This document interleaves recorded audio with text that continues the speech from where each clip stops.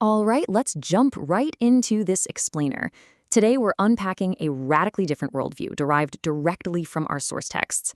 We're looking at a cosmology that completely merges ancient biblical theology with the literal physics of sound and vibration.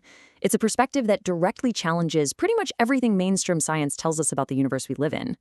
So, think about the very origins of reality for a second. Instead of some random accidental explosion in a completely silent, empty vacuum, our sources propose something that is just incredibly beautiful and highly structured. What if creation was actually triggered by a resonant musical event? We're talking about a universe that was literally sung into existence. According to the texts, the mechanism driving all of this is the logos.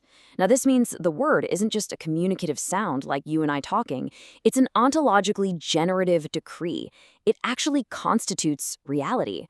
I mean, imagine a master architect whose blueprints instantly materialize into physical buildings the absolute second they speak the dimensions out loud. In this framework, spoken divine intelligence literally organizes formless matter into physical existence the exact moment those sound waves hit the void. And honestly, the ancient Hebrew linguistics here just perfectly back this up. Take the word debar. It means both word and thing. Think about the implications of that for a minute. When the creator spoke, the vibration of that utterance didn't just bounce off empty space, right? It literally became the physical substance it named. The sound itself and the material object are fundamentally one and the same thing. So when you look at Genesis through this lens, you see a really exact, replicable sequence. The sources argue that God doesn't just manipulate pre-existing leftover material through some secondary process. Instead, sovereign divine will becomes a spoken word. That spoken word imposes a very precise vibrational order onto the void, which then instantly condenses into structured matter. It's a 1, 2, 3, 4 process. And here's where it gets incredibly cool. We can actually see the visible fingerprints of this divine creative voice echoing around us today through the physical laws of frequency and resonance. If you've ever looked into cymatics, where a specific frequency is played through a metal plate and the sand on top suddenly jumps into these perfect, complex geometric mandalas, well, our text suggests that when you see that, you are literally witnessing the exact residual mechanics of the original creation event. The sources point out a fascinating Greek word here, sunistemi. This suggests that the universe isn't just some wound-up clock that was left to tick away on its own. No, it is actively and continuously sustained by the ongoing, literal frequency of this living word. It's a staggering thought, right? If this continuous divine vibration were to stop for even a millisecond, all of physical reality would just instantly dissolve right back into a formless void. Okay, let's shift gears to the architecture of the firmament and shaping the enclosed Earth. This takes us straight into the physical layout of our world. The sources completely reject the mainstream scientific materialist model of an infinite, expanding, random void. Instead, they outline a biblical flat Earth cosmology, a deliberately stretched, tuned, and enclosed system.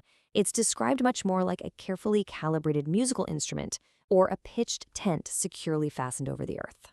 When describing the third day of creation, the texts outline what is essentially a massive, staggering cymatic event. The raw, thundering voice of the Creator forcefully drove the primordial waters into their established boundaries. This wasn't some slow, random geological process happening over millions of years. It was an instantaneous, explosive reaction to a direct, divine sonic command. So this was a highly coordinated architectural structuring from the ground up. As the waters actively fled at that divine rebuke, mountains arose and valleys deepened simultaneously. The flat earth was firmly established on deep foundations and pillars, and the fountains of the great deep were securely stored below. And the soil? It wasn't just dead rock. It was left pregnant, completely pre-encoded with the elemental frequencies of life just waiting to spring forth. And that brings us to the firmament itself. This framework suggests the firmament is a literal physical standing wave, a solid boundary established over the earth by the ongoing resonance of the Creator's voice, specifically to hold back the waters above. So think of the firmament not as an endless gaseous sky, but as a structured, solid dome that maintains its rigid shape, its tension, and its structural integrity entirely because the original frequency spoken over it is still vibrating today. Which brings us to the next massive piece of the puzzle, the cosmic deception and war in the contested realm. If we truly exist inside this ancient, enclosed, flat Earth architecture, it completely flips our understanding of the entities around us. I mean, our world isn't just a peaceful rock floating aimlessly in space. It's a locked room. It is a highly contested, enclosed cosmic battlefield where an intense spiritual war persists between the Creator's divine forces and rebellious fallen entities, which the texts refer to as the Watchers. And because of this, the worldview demands a complete reinterpretation of modern UFO anomalies. In this scriptural framework, what secular society calls extraterrestrials arriving from infinite space are redefined as demonic forces that are actually native to our enclosed realm. And those spacecraft everyone's talking about, they are firmly categorized not as interstellar vehicles from other planets, but as spiritual manifestations, or essentially fallen demonic technology. So the crucial takeaway here is that this alternative cosmology acts as a massive, severe call to vigilance. The sources argue that the mainstream alien narrative is actually a highly calculated satanic deception.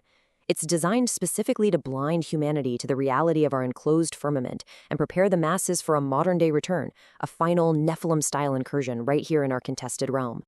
To wrap up this explainer, we really have to ask ourselves, if this resonant cosmology is true, how does it entirely rewrite the profound mysteries unfolding above us right now? If we are truly living inside a living song, surrounded by a tuned, solid firmament and locked in an ancient cosmic battle, it demands that we look at every anomalous light in the sky and the very crown beneath our feet with entirely new eyes. So, what are you really looking at when you look up?